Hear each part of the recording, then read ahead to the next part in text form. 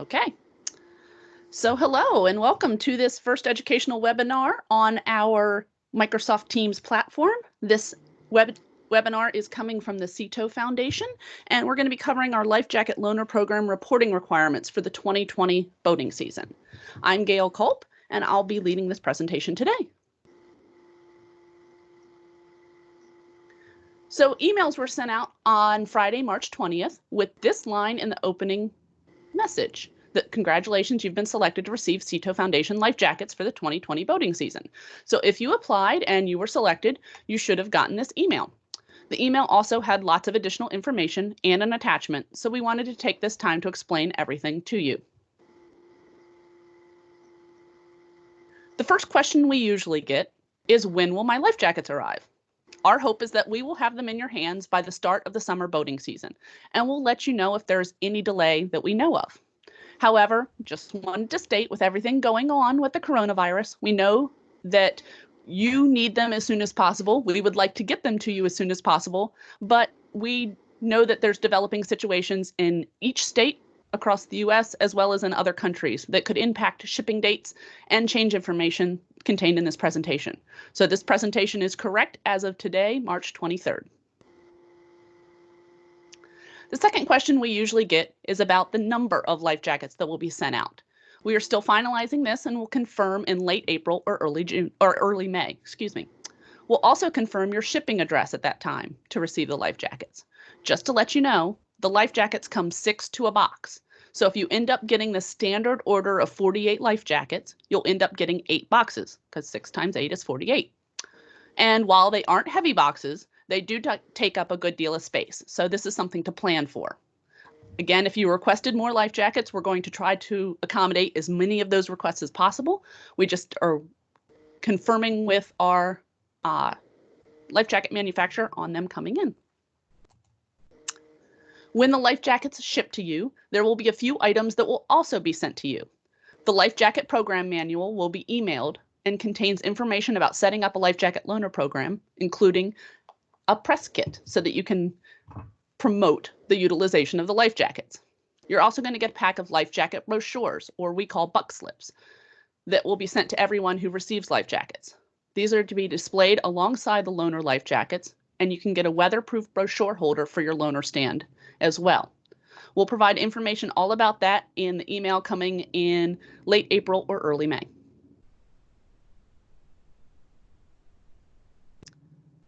The life jacket application allowed for groups to note whether they would need reimbursement assistance for building a life jacket loaner stand. These decisions will be sent out March 31st. Anyone needing building plans for a loaner stand should let me know and request it via email. These building plans will also be sent out at the end of March. A brand new sign has been designed for the loaner stands, and it's shown here in English. The other side of the sign is printed in Spanish, so the signs are bilingual, and they provide photos and wording explaining how to properly fit a life jacket, as well as the words borrow and return shown prominently. These signs will be provided to any groups that are building stands for reimbursement, and additional signs will also be available to order by early May. It's also important that if you're building a new stand or moving a stand to a new location, that you provide the address of that stand location to me so that the location can be added to our online map of loaner station locations. That map is located at boatingsafety.com/map. There are a few restrictions on the life jackets that I need to let you know about. The first is that the life jackets can only be used in life jacket loaner programs or in educational programs. The second, as your application stated when you applied for them, is that the life jackets need to be used primarily for boating activities or in activities related to boating, such as a fishing tournament taking place on boats. Groups using them solely for swimming were not approved to receive them.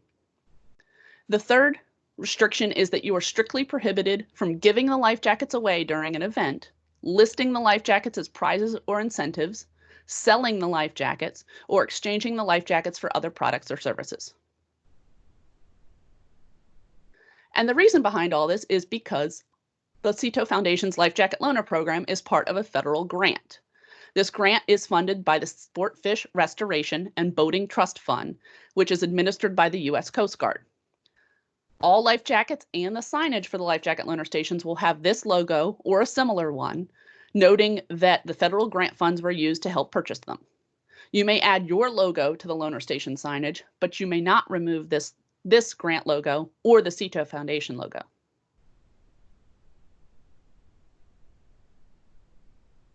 Speaking of funding, we thought you might like to know where the CETO Foundation gets its funding. The CETO Foundation is a 501c3 nonprofit organization, so our programs are mostly funded through grants, donations, and sponsorships, as well as in-kind gifts and services. All donations to the CETO Foundation are tax deductible and are greatly appreciated.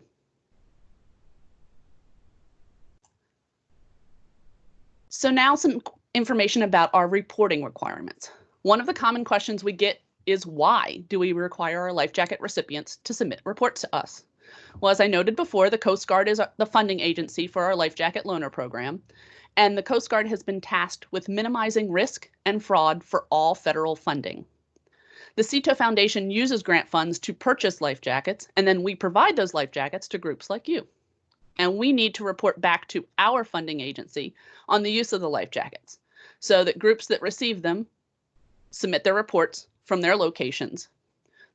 And the reason they do that is because I can't travel to all 650 life jacket loaner stations all summer long. So we need you to submit your reports to help with that. The bottom line is, if the CETO Foundation doesn't get reports from you, then we can't report to our granting agencies. And that could mean that we would be in jeopardy of losing our program funding, which means there would be very limited funding to purchase life jackets and distribute them nationwide like we do now.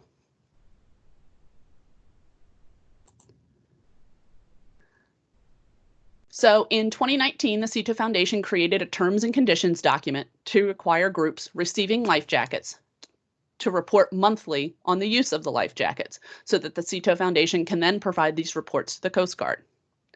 We also noted in the terms and conditions document that if you fail to comply with the reporting requirements, that you would not be eligible to receive life jackets from the CETO Foundation in future years. So every group that receives life jackets from the CETO Foundation is required to sign the terms and conditions document. This list includes America's Boating Club, formerly known as the U.S. Power Squadrons, law enforcement agencies, the CETO captains and their franchisees, small nonprofits, state parks, the U.S. Army Corps of Engineers, and the Coast Guard Auxiliary Flotillas, as well as other businesses, organizations, and agencies. Any group that receives life jackets from the CETO Foundation is required to sign it, and it's before the life jackets actually get mailed out. The good news is that reporting is only needed during the summer boating season from May through September, not year-round. The reason behind this is that the grant year is actually 15 months. It's not a year. It starts July 1st of one year and goes till September 30th of the following year. Life jackets are usually ordered in the winter, so we get our funding around July 1, and by the time we get all of the paperwork together and get the life jacket order submitted, it's winter time. And we know that you're requesting the life jackets in the winter as well. Then the life jackets are shipped out in late spring. Since they don't arrive to you until May, that's when the reporting starts. And then the reports stop at the end of September when the grant year ends. This gives us time to get the final report submitted and written and submitted to the Coast Guard before the end of December to ensure that our funding can hopefully continue. So we would ask that you submit a monthly report in May, June, July, and August, and then a final report in September. And a copy of the final report will be made available in early September. So the CETO Foundation has tried to make this as easy as possible. The reporting form is online and available on your phone, your tablet, or your computer. And we made the URL as simple as possible. It's boatingsafety.com/life-jacket-count-form. We are currently giving this webinar, and we're also recording it so that you can view it at any time whenever you have questions. A link will be posted on that count form site so that it's easily found and accessible. We'll also be sending out monthly reminders about the reporting deadlines. And lastly, we can help you find partners and volunteers who can assist you in the reporting on the life jackets and can even help with restocking stands. You just need to let us know, if you need help by April 1st so that we can set up the volunteer sign-up pages for your stands.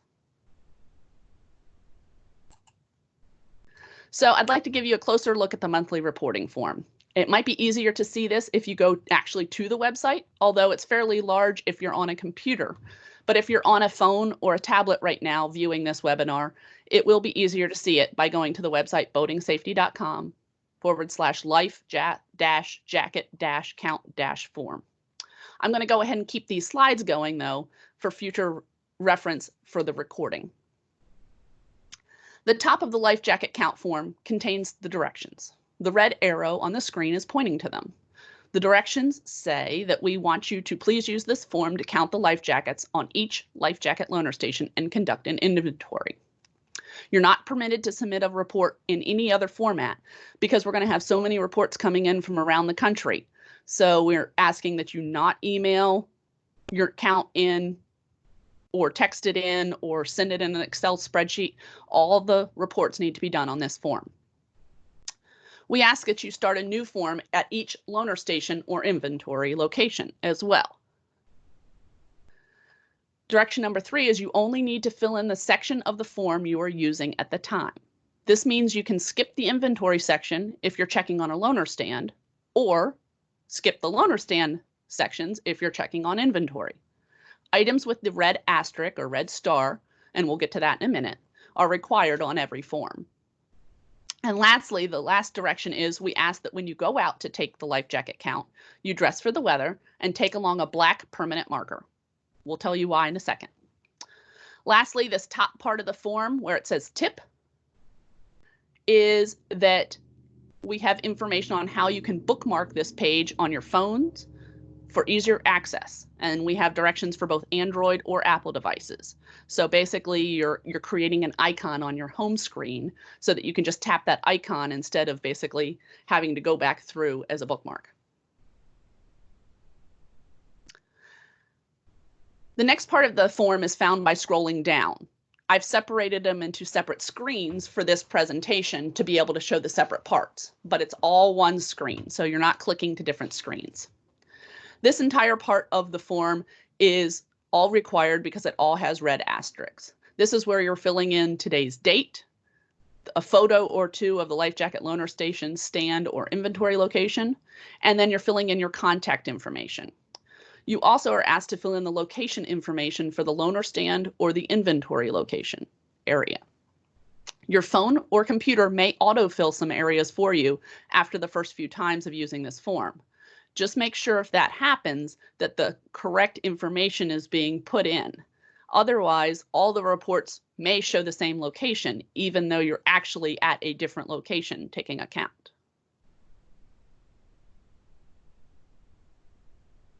The next section, again, scrolling down, begins the actual count of the life jackets. The red arrow on the screen points to the area where you're going to count the worn life jackets. This count tells us how many people are using the life jackets. Frequent regular counts show more people are using the life jackets in your area. Only count the life jackets that look like they've been used since you last visited the station. For example, if a life jacket is unbuckled, moved to a different part of the station, piled at the bottom of the station, or shows other sign of use, then you can count them as worn. The green arrow on the screen points to the area to count the removed life jacket. This count tells us the number of life jackets that have become damaged and need to be removed from the station. This includes life jackets that have broken straps or buckles, rips or tears in the fabric, or other issues. Dirt and mildew should be cleaned off the jackets, and then the jacket should be replaced on the station. We also have a link in blue to a blog post on how to properly clean life jackets. Please do not throw them away if they are dirty or have mildew on them. Please clean them so we can reuse them. And these are the last two count sections. The blue arrow points to the donated jackets section. People sometimes will donate their jackets by placing them on the stand or nearby on the ground. Please count and inspect these life jackets to ensure that they're in usable condition. If the donated life jackets are usable, please write loaner life jacket on the back of the jacket with a black permanent marker. Again, from the directions, you're to bring that with you when you go to count the stands. That will help us keep track of donated life jackets. The link in this section, in blue, will take you to the Life Jacket Drive section of our website, where there's a checklist to help you ensure that new or gently used life jackets are okay to use in the loaner program. The last count section is the orange arrow for the inventory of the life jackets. Counting the life jackets you have in inventory helps the CITO Foundation understand how many jackets and sizes we have available in our life jacket loaner program. So wherever you store your life jackets needs to be counted once a month so that we have an idea of how many life jackets are available for restocking and also how many are not being returned each month if we're going into inventory to replace them. Again, if you're just reporting on a stand location, you can skip the inventory part. And if you're just counting the inventory, you can skip the other 3 count areas when you're submitting the form. Just remember that the form is location-based, so don't count a location and inventory on the same form unless they're actually in the same location. At the very bottom of the form, there's a checkbox that you need to check, and this signifies that you're not a robot and not submitting this as a computer. Then you also need to hit the yellow submit button. Please don't forget these last 2 parts or all the reporting work that you've done will not be collected. After you submit the form, you will receive a confirmation email. The entire collection form should take less than 5 minutes to complete when checking on a loaner station. I maintain a station along the Susquehanna River in my hometown for a local Rotary Club that sponsored it. And I submitted the reporting form in 2 to 3 minutes last summer. So it is completely doable to do that. Last year was the first year that we required reporting on life jackets monthly, and we had some amazing numbers coming in. In the past, we usually noted that each life jacket was used by only a few people per year because we only had the end of season report from our life jacket hosts. However, with the monthly reports coming in, we were able to see that each life jacket was used at least 10 times. And we saw that 884 new or gently used life jackets were added to the stands. These are some impressive numbers, and I know that 2020 is going to even be better.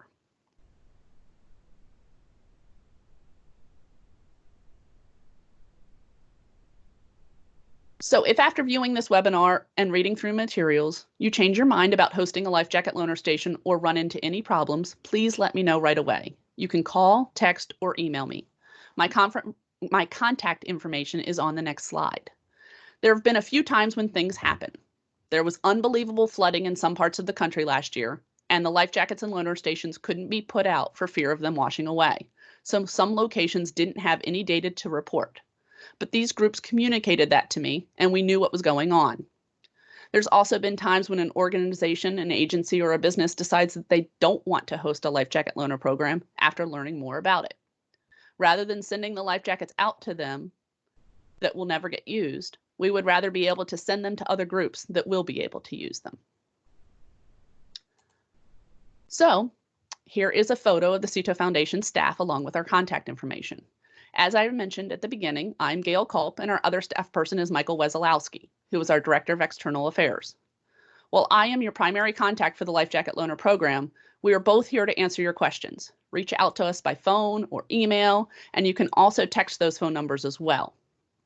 Don't forget to return the signed terms and conditions document by April 20th, and be on the lookout for emails about the loaner stand building reimbursement funding approval at the end of March. Thank you so much for watching. I hope that we're all ready to go for the summer boating season and that all of the coronavirus issues will be cleared up by then.